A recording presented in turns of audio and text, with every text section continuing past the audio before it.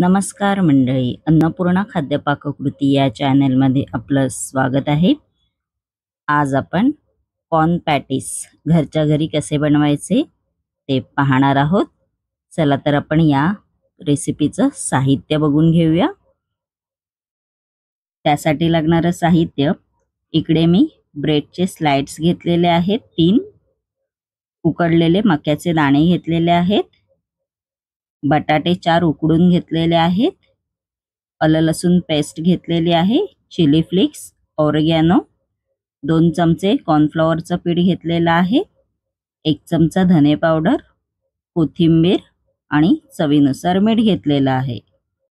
सर्वप्रथम आपण इकडे बाउल घेतलेला आहे। आपण आता ह्याच्यामध्ये जे बॉईल केलेले मक्याचे दाणे आहेत ते घालून घेऊया। मी इकडे थोडेसे हे ठेचून घेतलेले आहेत मक्याचे दाणे।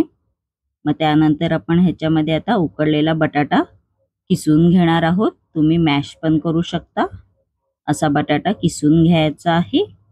त्यानंतर आपण ह्याच्यामध्ये कॉर्नफ्लॉवरचं पीठ घालून घेणार आहोत 2 चमचे। मग चिली फ्लेक्स घालून घ्यायचा आहे।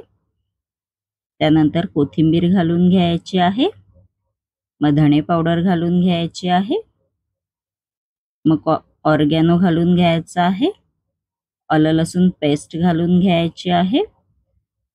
चवीनुसार मीठ घालून घ्यायचं आहे। मग ब्रेड घेतले होते त्याचे आपण असे तुकडे करून घेणार आहोत, बघू शकता तुम्ही असं। त्यानंतर हाताच्या साहाय्याने आपल्याला हे सगळं मिश्रण मिक्स करून घ्यायचं आहे। या मिश्रणाचा आपल्याला डो तयार करायचा आहे। बघा, असा मिश्रणाचा डो झाला पाहिजे।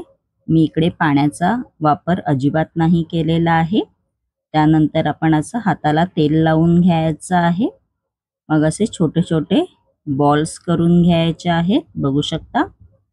मग त्यांना पॅटीसचा आकार द्यायचा आहे छोटा छोटा। तुम्ही याला टिक्की पण बोलू शकता।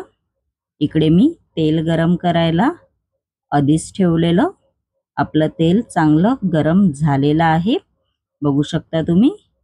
आपण आता ह्याच्यामध्ये हे घालून घेणार आहोत। प्रथम मध्यमच आचेवर आपल्याला हे तळून घ्यायचे आहेत, बघू शकता तुम्ही। गोल्डन ब्राउन होईपर्यंत हे तळून घ्यायचे आहेत।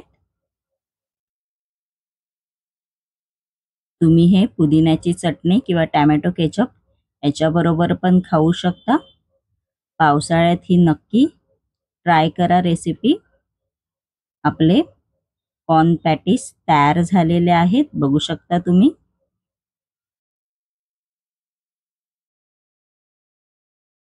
माझी ही कॉर्न पॅटीस रेसिपी जर तुम्हाला आवडली असेल आणि अशाच नवनवीन युनिक रेसिपी जर तुम्हाला माझ्या चॅनलवर पाहायच्या असतील आणि तुम्ही जर माझ्या चॅनलवर नवीन असाल तर नक्की माझ्या चॅनलला लाईक, शेअर अँड सबस्क्राइबर करायला विसरू नका। धन्यवाद।